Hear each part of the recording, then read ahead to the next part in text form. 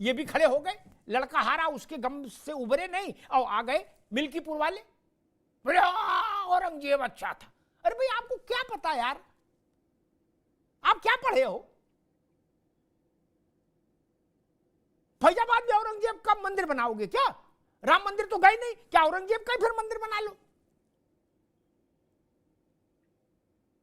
और एक बात कह दूं मौलाना साहब, आप लोगों को भी समझने की जरूरत है। क्या भटकाव का शिकार आप लोग भी रहते हैं? ये अवधेश जी बोल रहे, भाषण दे रहे, औरंगजेब तुम संघर्ष करो, हम तुम्हारे साथ हैं।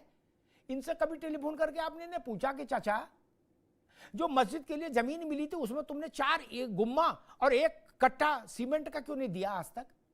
इन्हें पूछे आप, हैं? भाषण दुनिया के दे रहे, आप पूछे ना इनसे, हैं? अपनी निधि दे देते, दी क्या? नहीं ना, ये तो 1100 रुपया नहीं दिए, भाषण दुनिया के दे रहे। ऐसे नकली लोगों को आप लोगों को भी समझना पड़ेगा। अंतिम विषय ये कि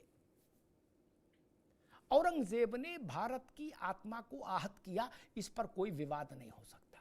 सपा कुछ भी कहे, कांग्रेस कुछ भी कहे, इस पर कोई विवाद भारत को स्वीकार्य नहीं।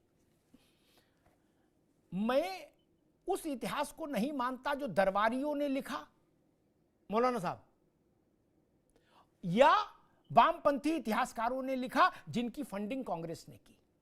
नहीं, उस समय के जो लोग घूमने आए भारत, यूरोपियन भी आए, कई देशों के लोग आए भारत, मुगलों के दरबार में रहे, मुगल डॉक्टर जो रहे वो विदेशी रहे, उन्होंने एक किताब लिखी है, उन्होंने मुगलों की औरतों को भी देखा और आदमियों को भी देखा, उन्होंने पूरी किताब लिखी है। उनकी बात मैं मानता हूं, है कि सारी जिंदगी कुश्ता खाने में बिता दी, क्या कि 70 साल की उम्र में 75 बच्चे कैसे पैदा हो, इसका गणित समझने में पूरी उम्र बिता दी। नहीं, 70 साल की उम्र में 75 बच्चे।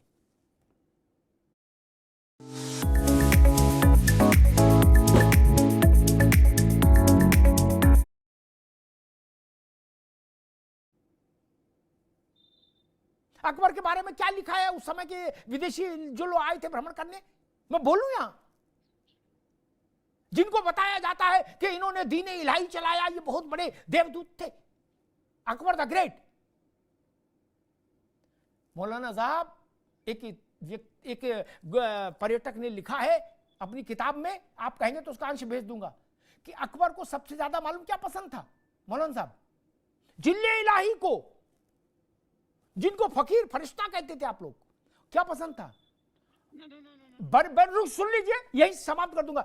बेश्याओं को बुलाकर उनसे अंतरंगता के किस्से सुनना सबसे ज्यादा पसंदीदा काम था और अकबर का, ठीक ना? इसलिए महिमा मंडन की सीमा पार मत होनी, नहीं होनी चाहिए। भारत औरंगजेब को स्वीकार नहीं कर सकता, भारत में बाबर की वंशावली स्वीकार नहीं होनी चाहिए कतई किसी सूरत। मगर जिन्ना की होगी है? नहीं, जिन्ना की भी नहीं होनी चाहिए, जिन्ना की भी नहीं होनी चाहिए, बाबर की भी नहीं होनी चाहिए। जो भारत माता का नहीं वो भारत का नहीं। मौलाना साहब, वन लाइनर, जो भारत माता का नहीं वो भारत का नहीं। धन्यवाद।